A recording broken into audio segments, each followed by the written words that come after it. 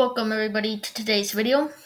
This is elections retrospective, and at this channel we discuss elections both past and present, as well as history. And in today's video we will be discussing why West Virginia is no longer a blue state. Now, here are the results of the 1996 presidential election in West Virginia. As you can see, Bill Clinton carried almost all of the state's counties and won the state as a whole by around 14 points. And to many back then, this was no shock. The state voted pretty reliably with the Democratic Party uh, ever since what was called the New Deal realignment, which was the realignment of politics following the New Deal and the FDR presidency. West Virginia was big on unions and had a large blue-collar working class voter bloc, which included coal miners who favored the economic policies of the New Deal and such economic policies that the Democratic Party was espousing and supporting in their platform. Even in the 1980 and 1988 presidential elections, two Republican landslide years, the Democratic Party carried the state in both elections by 5 points. And not by margins that were all that close. It was 5 points. That's a likely margin. And under Bill Clinton, the state retained solidly in the Democratic column. And this begs the question, what changed? What made West Virginia trend so far to the right? Well, things began to change pretty rapidly during and after the 2000 presidential election. Let's pull that up.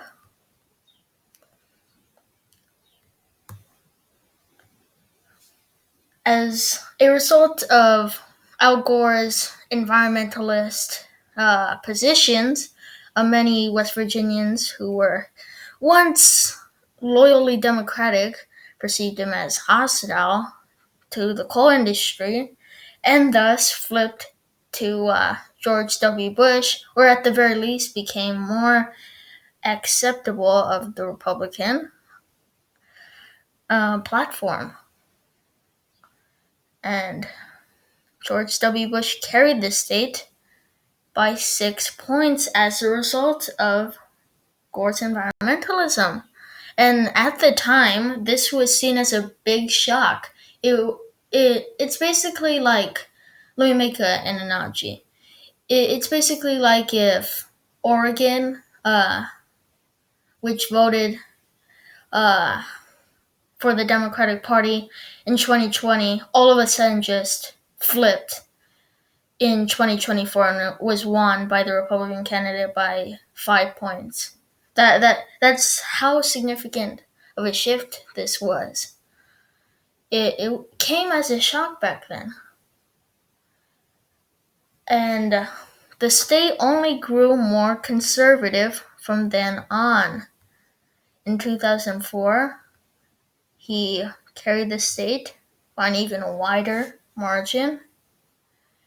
And in 2008, when the state was last even considered remotely competitive, John McCain carried the state by 13 points. While yes, the Democratic Party continued to control West Virginia on the state level past 2008, the state became wildly more conservative past 2008. In 2012, Mitt Romney broke a record and carried all of the state's counties. Now, this can largely be attributed to Barack Obama's environmentalist policies during his first term, which basically chipped away almost all of the remaining coal mining support for the Democratic Party in the state. And in 2016, when Donald Trump ran as a populist who promised to get back the coal mining jobs, he won the state by an even larger margin and carried all of the state's counties. And this this was mainly due to the coal worker realignment with the Republican Party, due to the perceived notion, also environmentalism, but also the perceived notion that the Democratic Party was moving too far to the left. West Virginians who have been interviewed why they no longer vote for the Democratic Party is because they believe it's the party's become too quote unquote liberal. And not only is it the Democratic Party's adoption of environmentalism in their policies and platform, it's also the fact that West Virginia's coal mining industry is struggling. Now let's look at this graph because it says a lot. Coal production has declined significantly. Productivity declined at basically the start of the 2000s. Coal jobs have taken a hit, and it's a pretty stark decline. West Virginia's coal miners have lost really any faith in the Democratic Party to solve their plight and uh, retrieve their jobs. And instead of the Democratic Party um, doing so, the Democratic Party has been pursuing environmentalism, and that has not boded well with the coal mining workers who had voted for Michael Dukakis, they had voted for Bill Clinton, they might have even voted for Al Gore, but they no longer vote Democratic because they no longer have any faith in the Democratic Party to solve their plight and save the coal mining industry. And for better or for worse, that's how it is. And the truth is, the statewide Democratic Party in West Virginia is also being hurt by the state's growing trends to the right. The, the Democratic Party used to hold all three of West Virginia's congressional seats. Now it holds 0. The Democratic Party used to hold both of the state's U.S. Senate seats. It holds only 1. And Joe Manchin is practically poised to lose in 2024 because, need to remind you, he won re-election in 2018 by 3 points, won by a plurality, and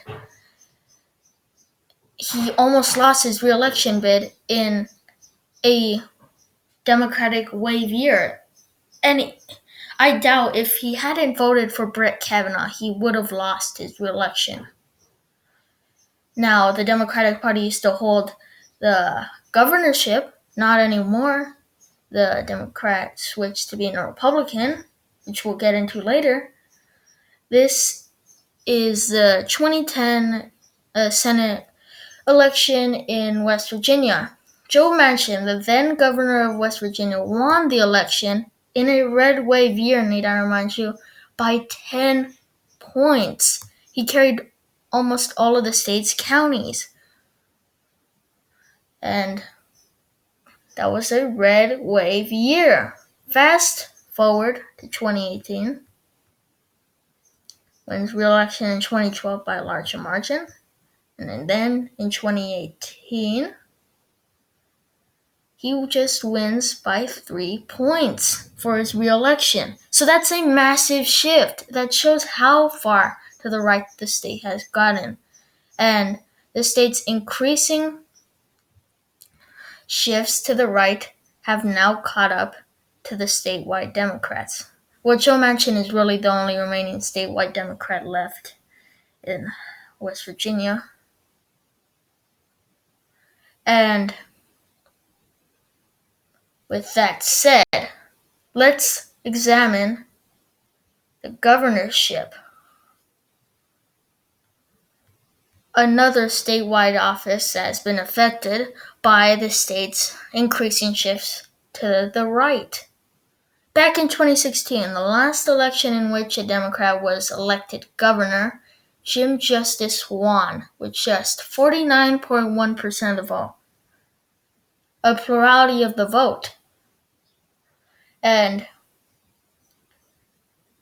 this was worrying, considering how reliably the governorship used to go to the Democrats.